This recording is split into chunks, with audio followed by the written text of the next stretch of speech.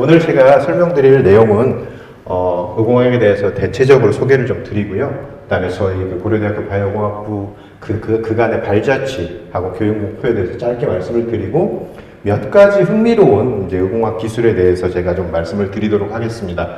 그리고 이제 주로 이제 제가 하는 일들을 아주 짧게 예로서 설명을 드리고요. 저희 의공학부 다른 교수님들이 하시는 연구 분야 및 홍보할 수 있는 것들 몇 가지 말씀을 드리고 오늘 발표를 마치도록 하겠습니다. 제가 원래 그 주어진 시간은 1시간이고 질문 같은 거는 원래 이제 중간중간에 궁금하신 게 있으면 언제든지 손을 들으시면 제가 이렇게 지목을 해서 제가 답변 아는 대로 드리도록 하겠습니다. 네. 의공학이라는 거는 사실 이제 의학하고 많이 관련이 있습니다. 여러분 뭐 감기 걸리셔서 병원에 가셔서 뭐 독감에 걸리셔서 갔을 때 주로 이제 이렇게 기다란 면봉을 가지고 이렇게 코에 이렇게 찔렀다 빼가지고 검사하죠. 그래서 그런 거를 어떤 장비에 넣고 진단 결과가 어떻게 나오는지에 따라서 여러분이 독감이다 아니다 그래서 독감이라고 판단이 되면 인플루엔자를 이제 그 타미플루 같은 그런 약을 먹기도 하고 그러시지 않습니까? 그래서 사실 이런 그 진단하고 질병을 진단하고 치료하고 예방하는 측면에 있어서 이제 의사분만 있어서는 이게 진행이 되지가 않고요. 다양한 이제 의료기기 및 의료기술들이 필요하게 됩니다. 이러할 때 이제 어떻게 이런 의료기술이나 의료기기를 개발할 것인가 하는 쪽에 많은 관심이 사람들이 있고요. 이러한 의료용 의료기기와 기술에는 지금 보시는 것처럼 의학뿐만 아니라 생명공학, 전자공학, 재료공학, 그리고 뭐 기계공학, 물리학, 컴퓨터공학 등 다양한 기술들이 이렇게 융합이 돼서 발전해야만 합니다. 그리고 이 기존에 이렇게 정의되지 않았던 새로운 학문들도 많이 여기에 관여를 하고 있습니다. 뒤에 좀 말씀드리겠습니다만 그러한 것들 중에 대표적인 것들이 예를 들면 인공지능 같은 것들이 있습니다. 그래서 그러한 것들이 다 융합이 돼서 새로운 의료기술, 새로운 의료기기를 만들어내고 있습니다. 그래서 이 의공학이라고 하는 것은 이런 의학에 해당되는 그런 학문 분야와 공학에 해당되는 분야가 주로 연결되는 이런 게 의공학이라고 크게 보시면 될 것 같습니다. 예를 하나 들으면요. 아까 이제 제가 계속 이제 인플루엔자, 그러니까 독감 말씀을 드렸으니까요. 인플루엔자 바이러스 사이즈가 혹시 얼마인지 아세요? 바이러스 사이즈. 100나노 정도 됩니다. 100나노. 100나노면 어느 정도인지 잘 모르시겠죠? 네. 여러분 이렇게 머리카락 하나 이렇게 탁 뽑으면 단면이 원형이겠죠? 그게 0.1mm 정도 합니다. 0.1mm. 그거를 천등분을 세로로 쳐가지고 한 개, 그게 100나노입니다. 상당히 작죠? 네. 그래서 사실 의사분들이나 뭐 이런 질병을 진단하거나 하는 분들에 있어서 가장 뭐 예를 들면 그런 독감에 관련돼서 주안점은 그러한 작은 물질을 어떻게 진단할 수 있을까? 우리가 인식할 수 있을까? 그런 의문을 가지고 있습니다. 또한 반면에 많은 공학자들이 이런 뭐 되게 지금 현재 많이 각광을 받고 있는 나노 기술들을 이용해서 이러한 나노 물질들은 아주 작은 물질도 검출할 수 있는 기술을 개발해내고 있습니다. 근데 의공학은 이러한 것들을 이어주는 브릿지 같은 거라고 생각해 주시면 되겠습니다. 그래서 예를 들면 나노 물질 기반으로 생체 물질을 검출하면 이런 걸 통해서 기존에는 어려웠던 질병을 새롭게 진단할 수 있지 않을까? 이러한 것들이 의공학의 한 예가 되겠습니다. 그래서 저희 그 바이오공학부의 역사에 대해서 좀 잠깐 말씀을 드리면요. 저희는 공과대학에 있는 게 아니고 이제 보건과학대학이라는 단과대학에 있습니다. 2008년에 이름은 생체의공학과라는 이름으로 교수 두 분이 설립하셨습니다. 그래서 그 당시에 입학 인원 32명으로 제가 알고 있고요. 저희 단과대학이 2014년에 개편을 하면서 저희 의공학과가 약간 확대 개편했습니다. 그래서 이름도 바이오공학부로 개편했고요. 그 당시에는 10분의 교수님이 계셨고 정원은 65명입니다. 그리고 이제 저희가 이 안암 캠퍼스에 있지 않고 이제 정릉 캠퍼스라는 곳에 있었는데요. 2015년에 지금 여기 사진에 보이시는 것처럼 하나과학관이라는 곳에 이사를 오게 됐고요. 2019년 현재 저희가 12분의 교수님과 재학생 대략 400명, 학부생 400명 하고요. 대학원생이 한 100명 정도가 됩니다. 그래서 대략 한 500명 정도가 되는 학생 사이즈로 상당히 큰 학과 중에 하나입니다. 다만 이제 교수님들 숫자가 그에 이제 아직 미치지 못해서 앞으로 저희가 많은 교수님들을 초빙할 계획을 가지고 있는 그런 학과가 되겠습니다. 저희 교육 목표는 다양한 학문을 알아야 되다 보니까 크게 세 가지, 물리화학, 생물과 같은 기초과에서부터 시작을 해서요. 의공학 원리에 필요한 공학적인 기초 과목들, 의공학 기초를 배우고 그 다음에 의공학 응용에 해당되는 것들을 배워서 저희가 이제 의공학 분야의 어떤 그 입체적 인재를 양성을 하고 그 다음에 다양한 기술, 제가 이제 학부는 기계공학을 나왔습니다만 대부분의 기계공학 하시는 분들은 기계공학적인 측면에서만 문제를 바라보고요. 전자공학 하시는 분들은 전자공학 측면에서만 바라보게 됩니다. 근데 이제 저희 학과는 그렇지 않고 기계공학도, 전자공학도, 예를 들면 생물학도, 화학공학도 이러한 다양한 측면에서 같은 문제를 바라봐야 되기 때문에 그런 융합 능력을 가진 전문가를 양성하는 게 목표가 되겠고요. 그리고 이제 사실 저희가 이제 가장 중요한 것 중에 하나가 보건산업진흥원, 그러니까 보건복지부 내에서 이런 말들을 많이 씁니다. From bench to bed라 그래가지고 여기서 벤치는 실험실 테이블을 얘기합니다. 그래서 bed는 병원에 있는 그 입원실에 있는 베드를 얘기하고요. 그래서 실험실에서 개발된 기술이 실제 병원에서 쓰일 수 있게끔 할 수 있는 기술을 개발하고 발전시킬 수 있는 그런 인재를 양성하는 것이 저희 학과의 목표가 되겠습니다. 그래서 지금 보이시는 것처럼 일반 물리, 일반 화학, 일반 생물학 같은 아주 기초 과학부터 해부학, 생리학 이런 것들, 의학의 기초가 되는 것도 있고 의료 영상, 메디컬 인공지능이나 바이오포토닉스 같이 응용이 될 수 있는 분야까지 다양하게 강의를 하고 있습니다. 대표적인 의공학 기술들에 대해서 그러면 좀 설명을 드리도록 하겠습니다. 이게 다는 아닙니다. 이게 융합이니까 새로운 기술들이 계속 많이 발전하고 있고요. 그 중에 대표적으로 흥미있는 기술들을 좀 몇 가지 말씀을 드리겠습니다. 여기 보이시죠? 이게 뭘까요? 원숭이입니다. 네, 원숭이에 이게 두개골을 열어가지고 뇌를 열고요. 여기다가 전극을 여기 보이시는 것처럼 여러 개를 심었습니다. 그리고 그 전극이 이 팔에 연결되어 있습니다. 팔에 연결되어 있고요. 여기에 먹이에요, 먹이. 먹이를 하면 이 원숭이가 그 먹이를 눈으로 보고 저걸 먹고 싶다 생각을 하면 이 뇌에 있는 뇌파가 다른 신호를 보내겠죠. 그 뇌파가 이 로봇 팔에 전달이 돼서 그 먹이를 향해 이렇게 가도록 하는 겁니다. 그래서 찝어서 내가 먹는 거죠. 너무 많이 먹으면 안 되겠죠. 네. 그래서 이러한 기술들이 이제 의공학 기술 중에 하나 대표적인 예고요. 이분은 이제 파킨슨 병을 앓고 계신 분입니다. 파킨슨 병이라고 하는 건 여러분 아마 들어보신 경우가 있을 텐데 뇌의 아주 깊숙한 부분이 파괴돼 가지고 나타나는 질병입니다. 도파민이라는 물질을 더 이상 만들지가 못해서 나타나는 질병인데요. 여기 보시는 것처럼 원래 아까 지금 손을 막 떨고 계셨죠. 갑자기 안 떨죠. 지금은 갑자기 안 떨죠. 지금 이분 이렇게 손가락으로 이렇게 하시죠. 코 댔다가 상대편 손가락 댔다가 하시죠. 이게 안 되거든요. 파킨슨 병이 걸리면 안 되시는데 Deep Brain Stimulation이라고 해가지고 여기 지금 보이세요? 뇌에다 구멍을 뚫고 여기 지금 뇌가 파괴된 부분에 이렇게 침을 쭉 길게 연결을 해가지고요. 전원을 딱 켜서 AC 시그널을 딱 주면 특정 주파수를 주면 더 이상 떨리지가 않고 정상적인 생활을 할 수 있게 됩니다. 그래서 이러한 형태로 치료한 거를 Deep Brain Stimulation이라고 하는데 이러한 형태로 파킨슨 병을 치료한다든가 이런 것들도 의공학의 한 예가 되겠고요.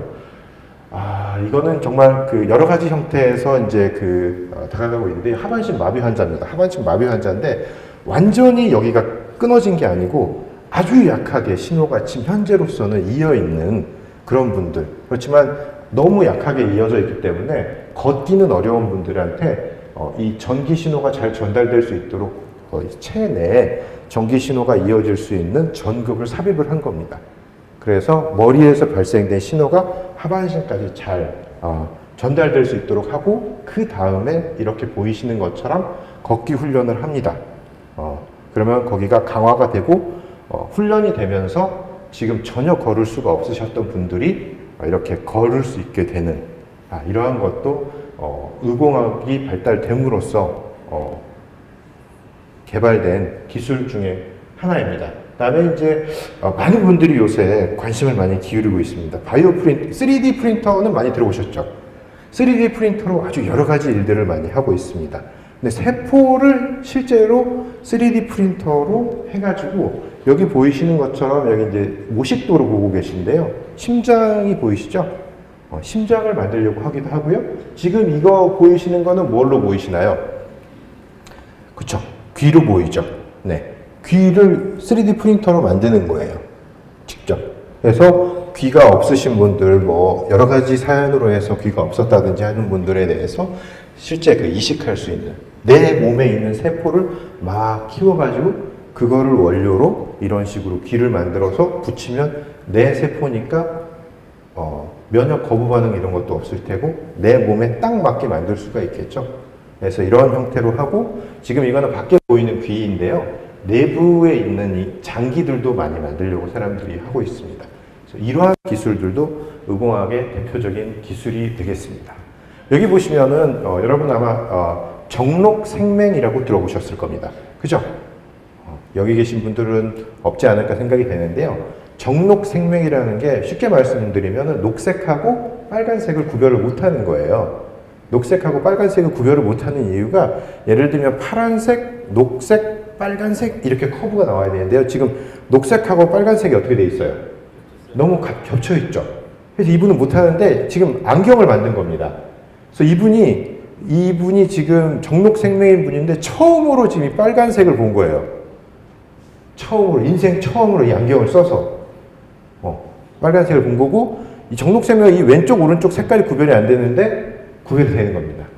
가장 앞거는 이제 이 뒤에 이 사람이 정록생명인데 이 노을을 보고 있는 거죠.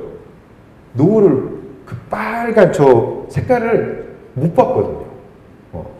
근데 이제 이유가 지금 보이시는 것처럼 원래 녹색이 이쪽에 커브가 있어야 되는데 오른쪽으로 가서 빨간색이랑 너무 겹쳐져서 이런 거거든요. 그래서 일부러 좀 못 보게 여기를 가운데 아주 겹치는 부분을 막아버렸어요. 그러니까 왼쪽 오른쪽이 보이는 거거든요. 그래서 지금 보시면 이 정록생명인 분은 풍선이 이렇게 색깔이 보입니다. 근데 저 안경을 쓰면 이렇게 보이는 거예요. 다시 볼까요? 정록생명은 이렇게 보이는 건데 너무 겹치는 이 부위를 아예 못 보게 하니까 이 천연색을 볼 수 있게 되는 이러한 간단하지만 파급력은 상당히 큰 그런 기술이 되겠습니다. 그래서 그거 외에도 지금 이거는 모식도로만 되어 있는 거는 사이즈가 아주 작아가지고 그러는 건데요. 기존에는 예를 들면 병이 들었다고 그러면 약을 그냥 드시거나 주사를 맞거나 그러죠. 그럼 약효 성분이 온몸을 돌아다닙니다. 온몸을 돌아다니다가 병변이 있는 곳을 만나면 치료 효과를 발휘하게 되고요. 그 다음에 대부분의 약물들은 그냥 쓸모없이 버려지게 되죠. 그래서 이러한 것들이 그냥 그 질병이 좀 크지 않은 것들, 뭐 감기라든지 뭐 이런 거의 경우에는 상관이 없는데, 예를 들면 암이다. 특히 고형암, 혈액암 말고 고형암, 뭐 폐암이나 위암이나 유방암이나 이런 것들은 병변이 특정 부위에 있잖아요. 그럼 약이 거기만 가면 좋죠. 온 몸을 돌아다니면 좋을 리가 없지 않습니까? 지금은 온 몸을 돌아다니기 때문에 대체적으로 보면은 이제 예를 들면 부작용이 많이 생기죠. 그래서 머리카락이 빠진다든지 손발톱이 빠진다든지 그런 것들이 약이 암이 여기 있다고 치면 암에만 가는 게 아니라 온 몸으로 가니까 그러거든요. 근데 지금 여기 지금 아까 이 모식도 그 동영상에서 짧은 동영상에서 보신 거는 어떻게 하면 예를 들면 암 같은 경우에 그 병변이 있는 곳에만 약이 가게 할 것인가, 그러한 것들을 표적 약물이라고 합니다. 그래서 그냥 지금과 같은 경우에는 그냥 온몸을 돌아다니기 때문에 지금 보이시는 것처럼 이런 부작용이 있을 수가 있는데요. 예를 들면 표적 항암제를 가지고 있으면 이렇게 암이 발생한 부위에만 쭉 얘가 따라가서 탁 치료를 하게 하는 그러한 새로운 약물을 개발하는 것도 의공학의 대표적인 기술이 되겠습니다. 그래서 전체는 아니고 이렇게 다양한 형태의 의공학이 발달이 되면 크게 예를 들면 질병을 진단하고 치료하고 예방하는 데 되게 큰 파급 효과를 가져올 수가 있습니다. 예를 들면 진단과 같은 경우에는 기존에 진단하는 여러 가지 방법이 있습니다만 아주 어렵고 복잡한 질병도 피 한 방울로 이런 이제 칩을 이용하면 쉽게 암이나 치매나 기타 난치성 질환들이 쉽게 일상적으로 진단될 수 있게 하고, 치료도 아까 말씀드린 것처럼 어떤 온몸을 돌아다니게 약물이라는 건 항상 그 사이드 이펙트가 그 부작용이 있게 마련입니다. 근데 병변에만 표적으로 다가가서 치료할 수 있게 하는 그러한 기술들을 통해서 조금 더 부작용은 줄이고 치료 효과는 높일 수 있는 기술을 한다든지, 여러 가지 형태의 예방할 수 있는 기술을 개발함으로써 질병이 아예 발생하기 전부터 이런 식으로 하면 안 된다, 이렇게 하고 이렇게 해라 라는 형태로 기술을 발전시켜 나감으로써 어떤 위험 질환의 실시간 모니터링을 할 수 있는 그런 기술을 개발하는 쪽에 많은 영향력을 끼칠 수가 있습니다. 그뿐만 아니라 제가 고등학교 때는 이제 산업혁명 하면 증기기관 이거 했던 1차 산업혁명만 얘기를 했고요. 어쩌다 보니까 이게 2차, 3차를 넘어서 지금 많은 분들이 4차 산업혁명을 얘기를 하고 있죠. 그래서 지능과 정보의 결합인데 우리 인체에서 상당히 많은 신호를 보내고 있습니다. 외부로 보내고 있습니다. 그러한 것들을 다 종합해서 우리가 뭔가를 판단할 수 있다면 지금 앞서 말씀드린 것처럼 질병의 진단이라든지 치료라든지 예방에 많은 도움이 될 수가 있는데요. 그러한 것들을 지금 정보가 너무 방대해서 그냥 사람이 하기는 좀 어려운 점이 많이 있습니다. 그래서 그러한 것들이 인공지능하고 결합이 된다면 상당히 큰 파급 효과를 낼 수가 있는 그러한 것들이 있습니다. 예를 말씀을 드리면 지금 보이시는 것처럼 생체 내에는 뇌파 정보부터 시작을 해서 쭉 해서 엄청나게 많은 생체 데이터가 외부로 배출되고 있습니다. 그래서 우리가 이걸 쭉 모은다면 큰 도움이 될 수 있을 텐데요. 지금은 이 데이터 양이 너무 많은 거죠. 그래서 이걸 어떻게 활용할지도 모르는 건데, 이러한 것들을 인공지능을 통해서 학습을 하게 만들고 거기에서 유효한 데이터를 뽑아내가지고 이 사람에 대해서 판단을 다시 할 수 있게 되면 일상적으로 건강을 관리한다든지 수명을 연장한다든지 질병이 생겼을 때 좀 더 정확하고 빠른 진단을 할 수 있고, 또 치료도 이 사람한테 좀 더 맞는 치료를 할 수 있게 되는 그러한 기술들을 개발을 할 수가 있겠죠. 그래서 이러한 기술을 좀 더 잘 개발을 하려고 많은 분들이 노력을 많이 하고 있습니다. 자, 그러면 이제 이러한 기술들은 이제 전반적으로 제가 이제 소개를 시켜드린 거고요. 제가 이제 좀 특정 지어서 어떤 한 기술에 대해서 설명을 좀 드리도록 하겠습니다. 여기 보시면 이제 우리 인간의 몸이 세포로 이루어져 있고 그 세포 내에 소포체, 바이러스, 단백질, 유기화학 물질이라든지 이런 다양한 작은 형태의 물질들이 있습니다. 이러한 물질들을 우리가 쉽게 인식을 할 수가 있으면 질병을 진단한다든지 조금 더 조기에 진단한다든지 예방한다든지 또는 치료한다든지 하는 쪽에 좀 많은 도움이 될 수가 있습니다. 그래서 이러한 것들을 어떻게 혈액 내에는 혈액 내에는 다양한 생체 나노 입자가 존재를 하는데요. 이러한 것들을 어떻게 이렇게 쉽게 인식할 수 있을까? 예를 들면 내 몸에 바이러스가 들어왔다는 걸 어떻게 쉽게 알 수 있을까? 하는 것들이 질문이 되겠고요. 이런 질문에 대해서 답을 우리가 쉽게 할 수 있다면 조금 더 나은 형태의 기술을 제공함으로써 많은 편익을 가져올 수가 있습니다. 그래서 빛을 통해서 질병을 진단할 수 있을까? 하는 게 예를 들면 제가 하는 일의 한 반 정도가 될 것 같습니다. 빛을 통해서 질병을 진단할 수가 있을까? 그러한 질문에 대답을 하려고 제가 하고 있고요. 제가 하는 일은 예를 들면 이런 금 나노 입자하고 바닥에 깔고 그 위다가 여기 보이시는 것처럼 이게 보통 레이저죠. 빨간색이 보이는 거 레이저를 쏘고 그 다음에 여기 보이시는 게 이제 금 나노 입자가 바닥에 깔린 걸 지금 보여드리고 있고요. 생체 나노 입자가 오게 되면 예를 들면 이 금 나노 입자하고 레이저하고 빛하고 생체 나노 입자가 서로 상호작용을 해서 어떤 신호를 만들어 내겠죠. 그거를 읽을 수 있느냐 없느냐는 이제 차후의 문제고요. 신호는 냅니다. 재미있는 신호를 내고요. 그래서 이런 신호를 읽으면 지금 보이시는 것처럼 이런 형태의 신호를 제가 읽을 수가 있습니다. 이제 요게 말하자면 암호죠, 암호. 어떤 형태의 암호?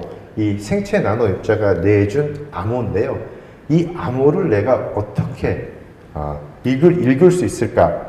읽기만 한다면 제가 이 나노 입자를 인식할 수가 있고, 그러면 뭐가 여기에 왔었구나라는 것을 제가 알 수가 있거든요. 이게 어려운 게 아까 말씀드린 것처럼 그 100나노 정도 되니까 우리 눈에 안 보입니다. 네, 안 보여요. 그죠? 사실 있고 없고 이것도 구별하기가 쉽지 않거든요. 그죠? 근데 바이러스를 기준으로 계속 이제 바이러스만 말씀드리니까 그러는데요. 예를 들면 인플루엔자 바이러스가 있고 또 인플루엔자가 아닌 바이러스가 있겠죠. 걔네들은 사이즈는 비슷해요. 다 100나노 이렇게 되는데요. 근데 그 내부로 구별해야 되잖아요. 그러니까 그거는 사실 우리 눈으로 혹은 그냥 이런 과학적인 신호로는 보기가 상당히 어렵거든요. 사실 보이는 게 믿는 것이다 라고 이제 과학하시는 분들이 많이 말씀을 하시는데요. 보이지 않는 것을 보이게 해서 인식을 하려는 게 사실 좀 어려움이 있습니다. 그래서 이걸 어떻게 할까 보면, 근데 이 신호가 암호 같은 신호인데요. 이게 생체 입자마다 다른 신호를 주기는 해요. 그래서 사람이 지문이 되게 복잡한데 사람마다 다 다르죠. 그래서 여러분이 주민등록증 신청하셨죠? 다들 가지고 계시잖아요. 주민등록증 할 때 10손가락 다 찍으시잖아요. 이거 왜 찍어요? 사람마다, 몰라요? 지문 왜 찍는지 몰라요? 네. 인식하려고 찍잖아요, 나중에. 여기 지금 무인 발급기 같은데, 주민센터에 있는 무인 발급기 같은데 가면, 이렇게 자기 엄지손가락 이렇게 스캔해가지고, 예를 들면 주민등록 초본이라든지 등본이라든지 이런 거 발급할 수가 있거든요. 그거 어떻게 난 줄 알고 발급해요? 근데 지문이 고유하잖아요. 모든 사람이 지문이 있는데 각각의 사람들의 지문이 다 다르지 않습니까? 그런 것처럼 모든 나노 입자, 생체 입자가 이런 신호를 보내주는데 이 신호가 다 달라요. 그래서 이거를 잘 인식할 수 있으면 저희가 이 어떤 나노 입자가 있었구나 라는 걸 알 수가 있게 되고요. 이게 예를 들면 저는 이제 이거를 질병의 진단에 활용하려고 하고 있기 때문에 정상인 사람하고 어떤 특정한 질병을 앓고 있는 사람하고 신호가 좀 다르게 나오게 됩니다. 그래서 이런 거를 통해서 이분이 어떤 질병이 있구나 혹은 없구나 이런 거를 판단할 수 있게 됩니다. 그래서 이 기술을 어떤 한 특정 질병뿐만 아니라 다양한 질병에 이용을 해서 진단을 하게 되는데요. 그래서 예를 들면 이런 나노 과학을 이용해서 독감하고 관련이 있는 인플루엔자 바이러스를 검출할 수 있을까?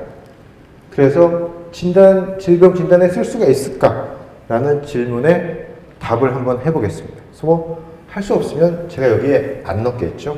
네, 할 수 있으니까 넣었습니다. 그래서 이제 보시면 이렇게 이제 기존에 발생한 인플루엔자 바이러스가 있습니다.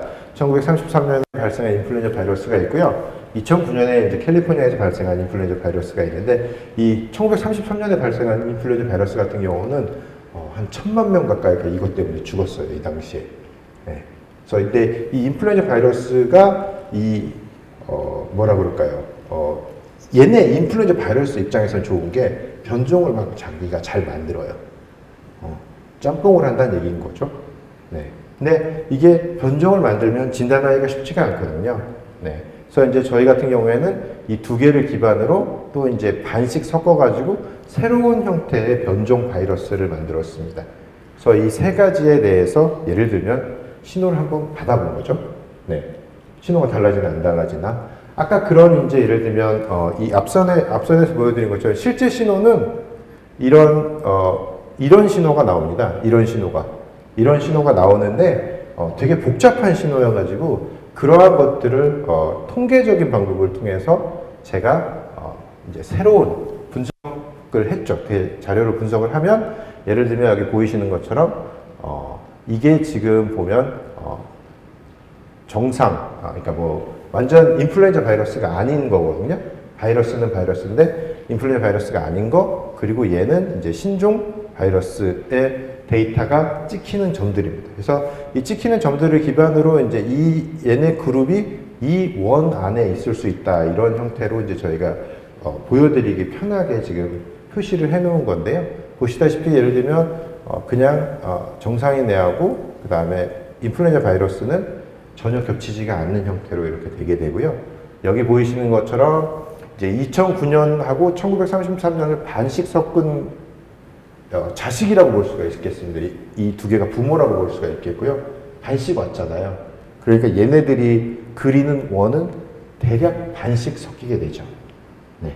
그래서 이러한 점들을 좀 응용을 하면 저희가 이러한 것들을 질병 진단에 쓸 수 있겠다. 인플루엔자 바이러스를 가지고 진단을 할 수가 있겠다. 라는 측면을 가지고 지금 기술 개발을 좀 더 하고 있습니다. 이러한 것들이 좋은 거는 아까 이제 서두에 말씀드린 게 독감 걸리면 이렇게 면봉 가지고 코에다 이렇게 넣어가지고 빼가지고 진단하죠. 항원항체 반응이라 그래서 특정 항원에 대해서 항체가 붙는 거를 가지고 진단을 합니다. 근데 이러한 거의 장점은 또 이제 있는데요. 항원항체 반응이 매우 스페시픽하니까요. 그런데 이거의 또 약점은 새로운 변종이 나타나면 그거에 맞는 또 항원항체를 찾아야 돼요. 그러려면 시간이 많이 걸립니다. 근데 저희 같은 방법은 새로운 항원항체를 찾지 않고 그때그때마다 저희가 이제 쉽게 인식할 수 있다는 게 장점이 되겠습니다. 그래서 이러한 형태를 했고요. 이제 독감은 사실 지금 이 방법 말고도 더 많잖아요. 예를 들면 조금 더 복잡하고 어려운 질병, 예를 들면 암과 같은 질병도 진단할 수 있을까라는 질문에 답변을 하고 싶었습니다. 그래서 아직은 얘는 진행 중입니다. 답변은 할 수 있다고 하고 싶고요. 저희 우리나라의 그 사망 원인, 3대 사망 원인 중에 하나가 잘 아시겠지만 암입니다. 암이고요. 그리고 이제 발생하는 발병률이라고 하는데요. 제일 흔한 암이죠. 그게 3대 암이 위암하고 대장암 그리고 폐암입니다. 근데 이제 발병을 많이 했다고 많이 돌아가시는 건 아니잖아요. 완치가 되면 돌아가시는 건 아니니까. 근데 사망률로 보면 폐암이 압도적으로 1위입니다. 환자 수는 위암, 대장암이 더 많거든요. 근데 사망하시는 분은 폐암이 더 훨씬 많으세요. 왜 그런지 살펴보면 이 진단이 어떻게 되는지를 알면 조금 더 쉽게 아실 수가 있는데요. 위암하고 대장암은 어떻게 진단할 것 같아요? 병원 가죠. 그렇죠. 네. 집에서는 진단이 어렵겠죠. 네. 집에서 내가 나 위암인 것 같아. 그러면 이미 많이 진행되신 분이겠죠. 네. 주로 위암하고 대장암은 내시경을 통해서 진단이 많이 됩니다. 그래서 우리나라에서 건강검진 할 때 내시경 많이 하시죠. 위암, 그러니까 위내시경, 대장내시경 많이 하잖아요. 나 혼자 산다에 보면 약 먹고 해롱해롱 하면서 이렇게 다 하잖아요. 그죠? 그럼 병변 부위를 직접 눈으로 볼 수 있기 때문에 많은 사람들이 일단 대상으로 할 수 있게 됐어요. 그죠? 건강검진 다 할 수 있으니까. 내시경 뭐 여러 번 한다고 특별히 건강에 많이 해가 되는 건 아니잖아요. 그죠? 전 국민을 대상으로 분모 모수가 늘어났어요. 그러다 보니까 발견도 많이 되는 거죠. 그래서 가장 흔한 암 중에 하나가 위암, 대장암이 된 겁니다. 근데 이게 발병은 많이 하지만 그렇게 검진을 많이 하다 보니까 주로 조기에 발견되는 게 많습니다. 그와 반면에 폐암 같은 경우에는 어떻게 해야 되냐면 여기 이제 폐암이 있으신 분이 폐암인지를 알려면 CT라는 걸 찍어봐야 돼요. CT. 들어보셨어요? CT? 네. CT. 이렇게 누워있으면 저도 찍어봤는데요. 이렇게 쭉 내가 이제 속 안으로 이렇게 원통형으로 생긴 거기에 내 몸이 누워있으면 이렇게 쑥 안으로 들어갔다가 나오면 됩니다. 그러면 이제 내 몸 내부 상태를 3차원적으로 이렇게 쭉 보여주는 그런 영상 장비가 되겠습니다. 네. 근데 이게 기본 원리가 어떻게 되냐면 엑스레이를 한 10,000장 정도 찍는 거예요. 엑스레이. 엑스레이가 말 그대로 엑스레이를 이용해서 영상을 하는 거죠. 방사능이잖아요. 그죠? 그래서 1년에 한 3번 정도 이상은 찍지 말라고 되어 있고요. 가능하면 안 찍는 게 좋죠. 가능하면. 그러니까 내시경처럼 전 국민을 대상으로 CT를 찍어보라고 하기가 어려워요. 뭐 예를 들면 어린이한테 느닷없이 CT를 찍어보라고 할 수가 없잖아요. 그죠? 성인한테도 특별히 이분은 폐암이 안 걸릴 것 같은데, 예를 들면 비흡연자, 그리고 남성 여성을 치자면 여성이 폐암에 덜 걸립니다. 비흡연자이면서 여성은 좀 덜 걸려요. 네. 근데 그런 분들을 대상으로 CT를 찍어보려고 하기가 어렵잖아요. 왜냐하면 CT를 찍으면 방사능 노출은 피할 수가 없습니다. 그래서 모수가 많이 줄어요. 네. 그래서 그러다 보니까 폐암이 이미 걸렸으면 이미 많이 진행돼서 아시는 분들이 많습니다. 그래서 사망률이 높아요. 네. 그래서 이러지 말고, 방사선 피폭이 되니까 혈액을 기반으로 해서 폐암을 진단할 수 있으면 재밌지 않을까, 쉽지 않을까. 그래서 어떤 혈액 내에 있는 특정한 폐암 바이오마커를 우리가 인식할 수가 있으면 이렇게 방사능 노출을 하지 않고 반복적으로도 진단을 할 수가 있으니까 훨씬 좋겠다라는 생각으로 접근을 했습니다. 그러면 아까 지금 말씀드린 것처럼 특이한 폐암 바이오마커를 찾아야 되겠죠. 폐암에만 있는 것. 저희는 이제 엑소좀이라는 생체 나노 입자에 대해서 좀 더 관심을 기울였는데요. 엑소좀이라고 하는 거는 여러분들이 다 세포라고 생각해 보세요. 그럼 옆에 있는 분하고도 대화를 하잖아요. 내가 막 말을 해서 이렇게 전달을 하잖아요. 세포 입장에서 보면 내가 옆에 있는 세포한테 메시지를 어떻게 전달할까요? 네, 내가 이분한테 뭔가 얘기를 하고 싶어. 근데 내가 세포야. 여기도 세포야. 어떻게 전달해? 어떻게 전달해? 말을 해? 세포가 이렇게 해가지고 말을 해요?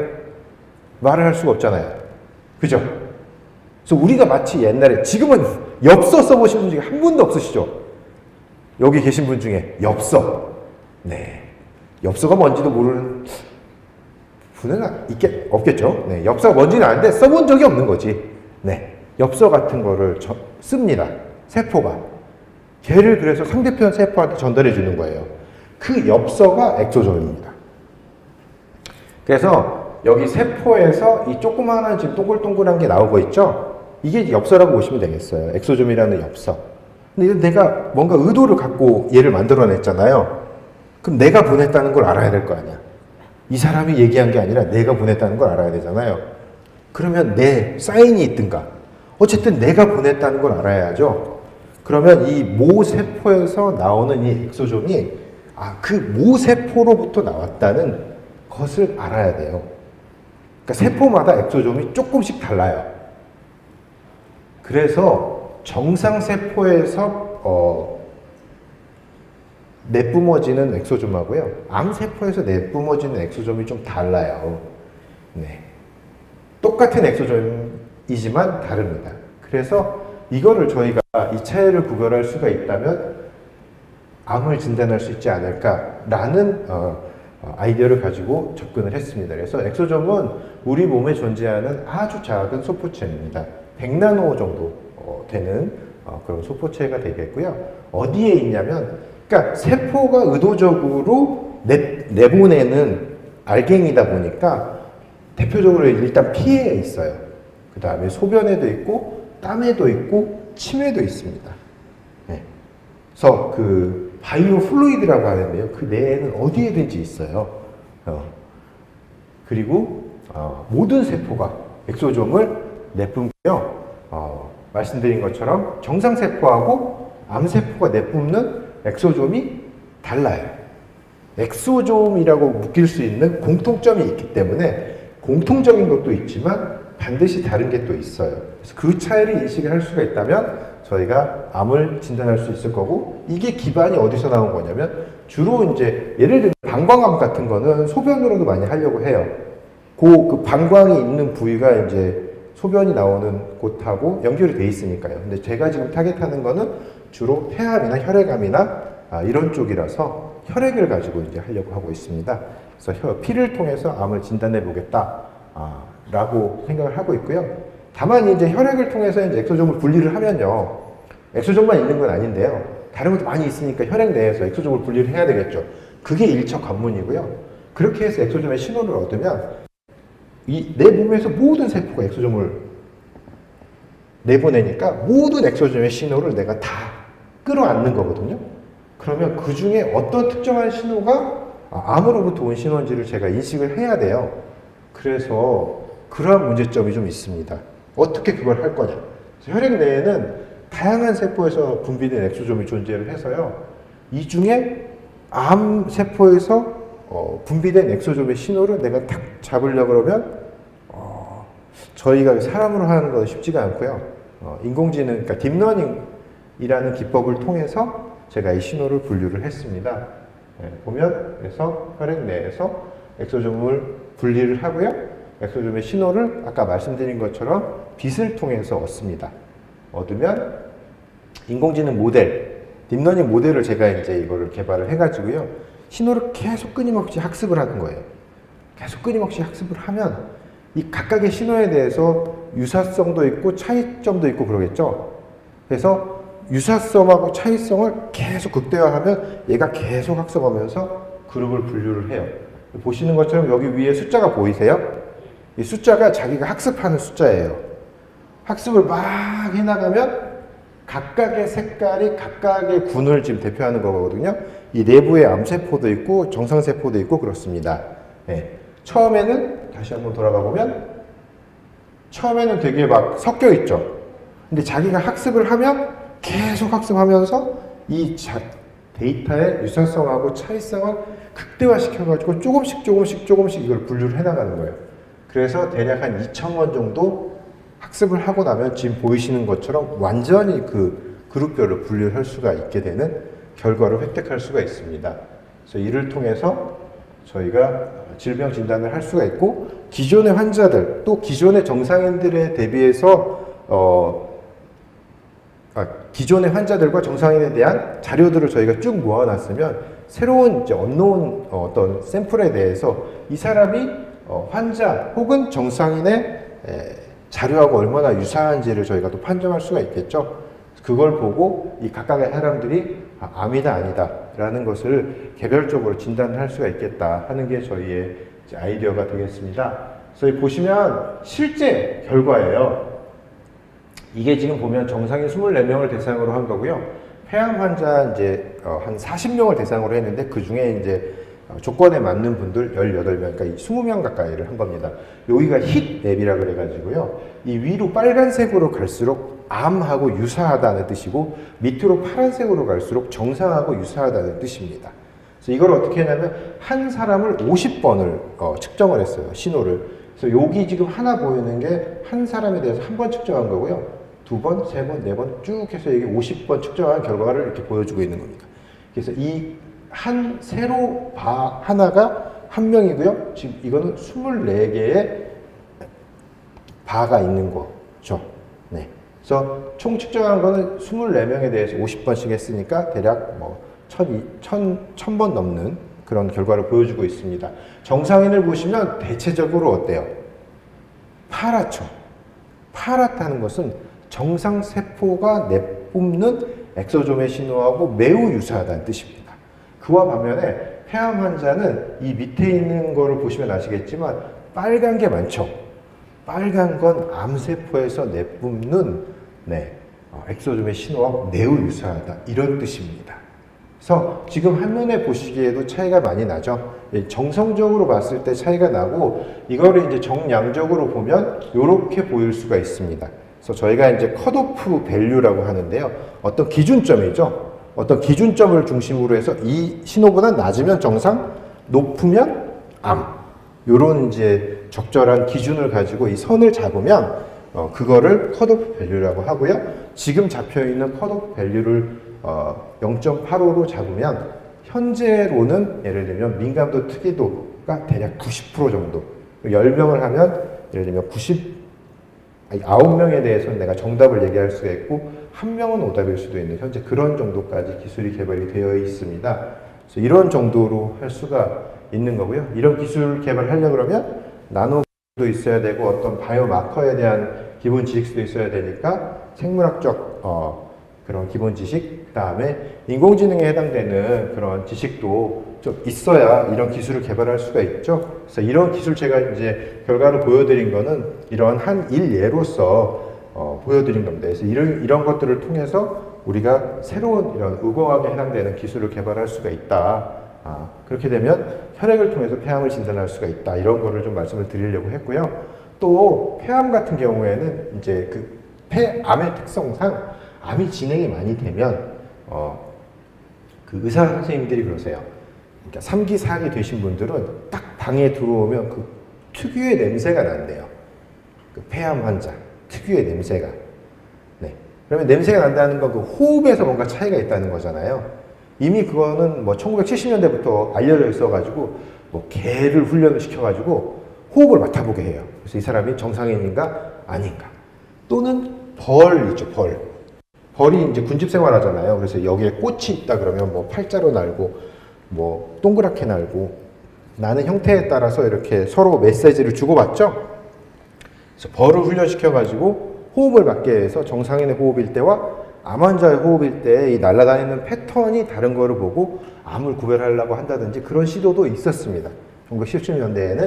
근데 이제 저 같은 경우에는 그런 게 너무 이제 모호하니까요. 호흡의 신호를 가지고 인공지능을 통해서 이게 분류가 되느냐라는 거를 검증해 보고자 했죠. 그래서 여기 보면 이 호흡 내에 냄새하고 관련되어 있는 거는 휘발성 유기 화합물이라고 불리는 것들이 주로 냄새하고 관련이 있는 것들입니다. 그래서 이것들을 어떻게 구별을 할까 싶어가지고 저희가 마찬가지로 호흡을 통해서 신호를 받고 인공지능을 통해서 분류를 했습니다. 똑같은 히트맵인데요. 디스플레이 한 것만 지금은 다릅니다. 이거는 이제 암 환자, 암세포하고 유사도로 보여주고 있는데요. 여기 노란색으로 갈수록 암세포하고 유사하다는 걸 보여주고 있고요. 파란색으로 갈수록 정상세포하고 유사하다는 걸 보여주고 있습니다. 이 1번, 2번 분은 암 환자, 그러니까 암세포의 신호하고 매우 유사하다고 볼 수가 있죠. 이게 정확히 종양의 크기하고 비례해요. T1, T2, T4가 그러니까 T하고 숫자가 높아지면 높아질수록 그 폐암의 덩어리가 크다는 뜻이거든요. 그러니까 암이 커지면 커질수록 거의 리니어하게 지금 보시는 것처럼 이렇게 신호가 급격하게 증가하는 걸 볼 수가 있죠. 그래서 이런 거를 통해서 그러니까 호흡만 가지고도 사실 폐암을 진단을 할 수 있구나. 이러한 기술들을 많이 개발을 하고 있거든요. 그래서 이러한 의공학의 한 예로서 이러한 것들을 기술을 개발하면 여러분들이 지금 상상할 수 있을 텐데 CT를 찍지 않아도 폐암을 진단할 수가 있고 이게 호흡만으로 되거나 혹은 혈액으로 이제 한 방울로 된다 그러면 기존에 있는 방법들에 비해서 훨씬 더 간단하고 편리하기 때문에 이러한 그 파급 효과를 개발된 기술의 파급 효과에 대해서는 생각을 하실 수가 있을 거라고 생각하고 있습니다. 또 나노 기술을 이용해서 어떤 것들을 할 수 있을까라고 지금 보면요. 제가 줄기세포라는 것도 만들고 있는데요. 이제 저뿐만 아니라 많은 분들이 줄기세포를 만들고 있습니다. 줄기세포는 뭐 여러분 당연히 잘 아시겠지만 여러분이 다 어떻게 만들어 주셨어요? 정자 난자가 만나가지고 세포 한 개죠. 그게 막 끊임없이 분열을 해가지고 여러분이 되신 거잖아요. 그죠? 어느 일정 수준이 될 때까지는 똑같은 세포입니다. 그죠? 그걸 뭐라 그래요? 줄기세포라고 하죠.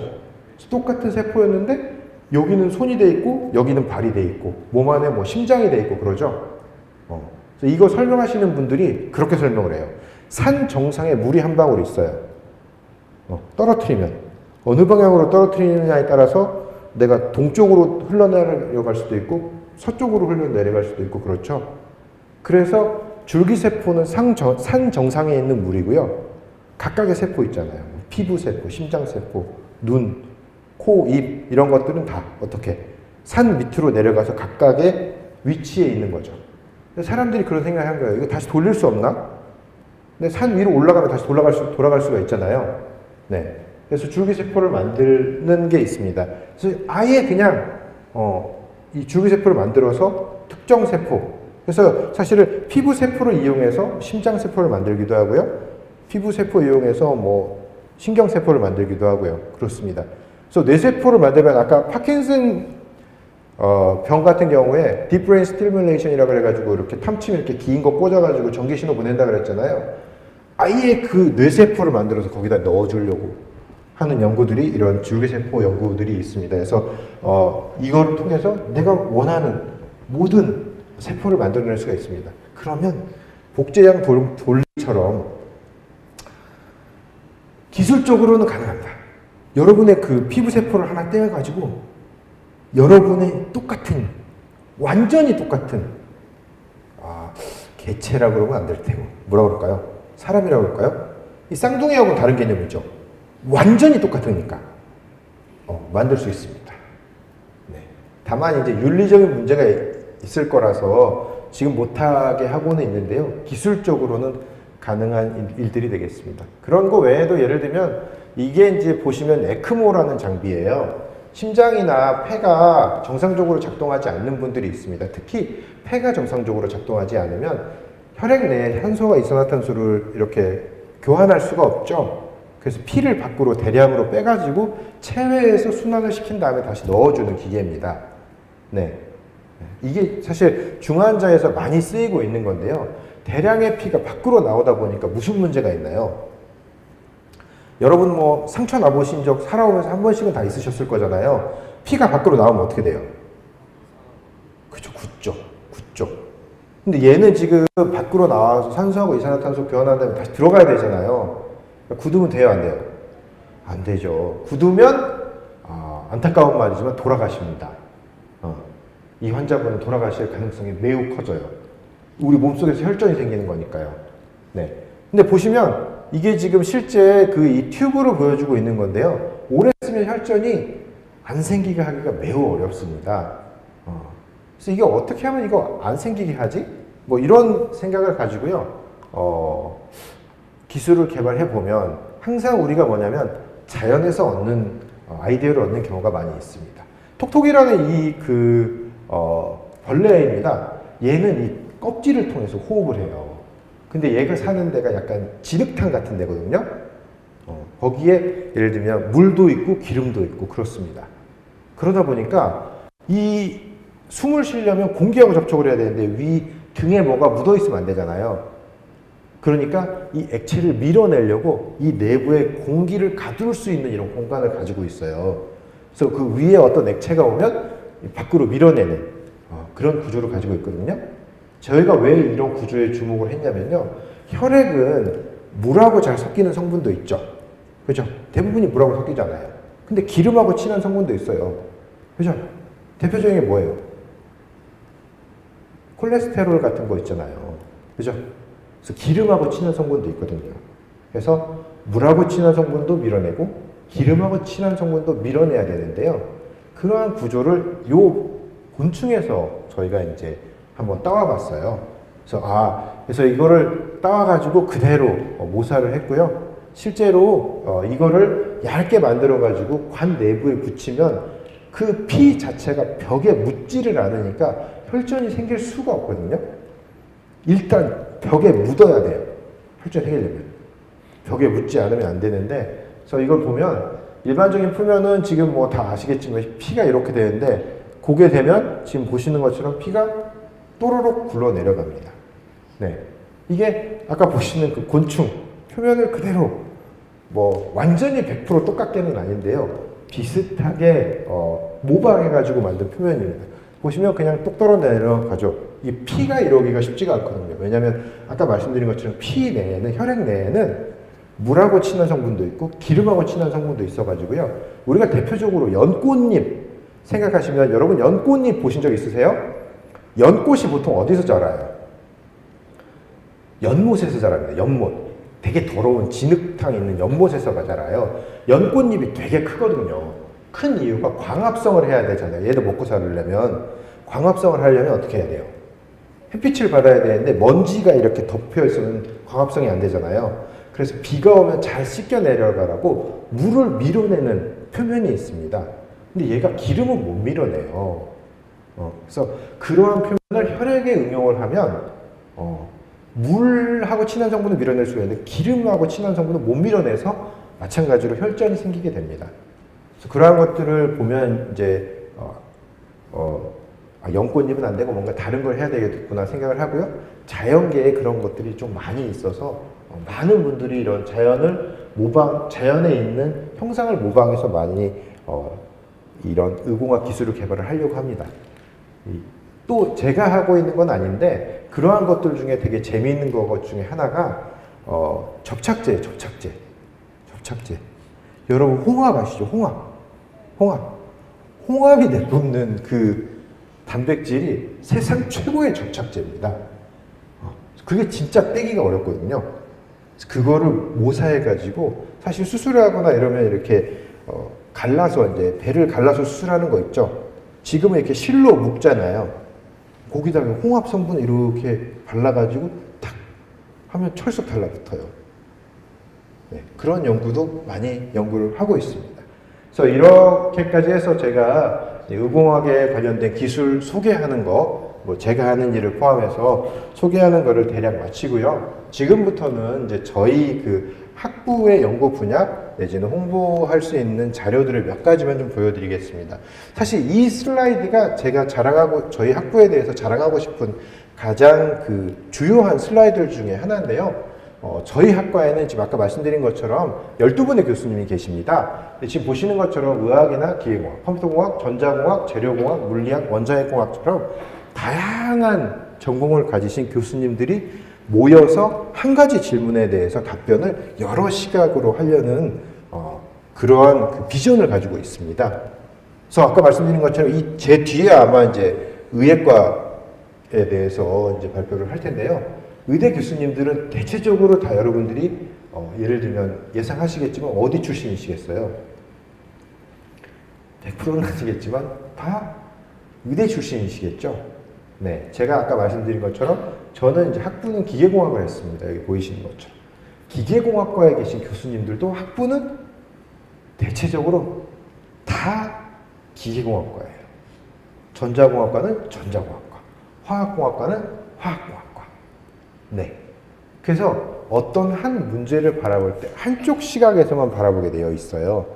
왜냐하면 자기가 배운 게 그거니까. 예. 그죠?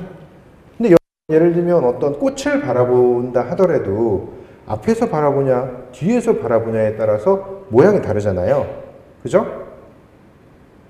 똑같은 꽃인데 모양이 그러니까 보이는 게 다르잖아요.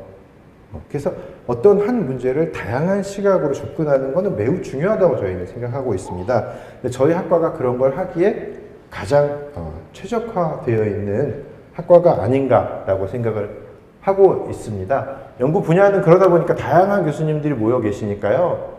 여기 보이시는 것처럼 되게 진단부터 바이오칩 개발, 또 영상, 그다음에 핵의학 영상기기 개발, 현미경을 개발한다든지 센서를 개발한다든지 새로운 소재를 개발한다든지 어떤 신호 전달에 대한 기작을 연구한다든지 등 다양한 형태의 그런 연구를 개발을 하고 있는 게 저희 이제 바이오공학부가 되겠습니다. 예, 이게 아마 이제 제가 말씀드리는 마지막 슬라이드가 될 것 같은데요.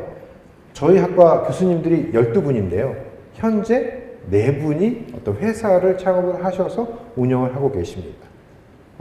그래서 이제 기계공학 생각하면, 전자공학 생각하면 예를 들면 배우 산업으로 큰 게 있죠. 우리나라에 삼성전자 뭐 이런 큰 게 있잖아요. SK 하이닉스도 있을 수 있을 것 같긴 한데요. 제가 이제 나온 기계공학 하면 현대자동차나 뭐 기아자동차라든지 지금은 약간 맛이 갔지만 중공업 계열, 또 건설사에도 많이 들어가 있긴 한데요. 그런 큰 배우 산업이 있지만 의공학을 생각하면 그런 거에 비견될 만한 아주 큰 배우 산업은 없는데 그 성장 가능성으로 보면 무한하다고 생각을 하고 있습니다. 그래서 많은 교수님들, 많은 학생분들이 또 창업을 하고 있고 이러한 것들이 좀 성공 사례를 많이 만들어내면 상당히 큰 여러분들이 나중에 사회에 나올 때에는 지금의 삼성전자나 지금의 현대자동차처럼 큰 배우 산업이 있을 만한 가능성이 높은 분야라고 생각을 하고 있습니다. 그래서 마지막 슬라이드로 제가 넣어봤고요. 시간 여러분 강연해 주셔서 감사하고요. 다음에 또 뵐 수 있는 기회가 되기를 저 진심으로 바람하지 않겠습니다. 감사합니다.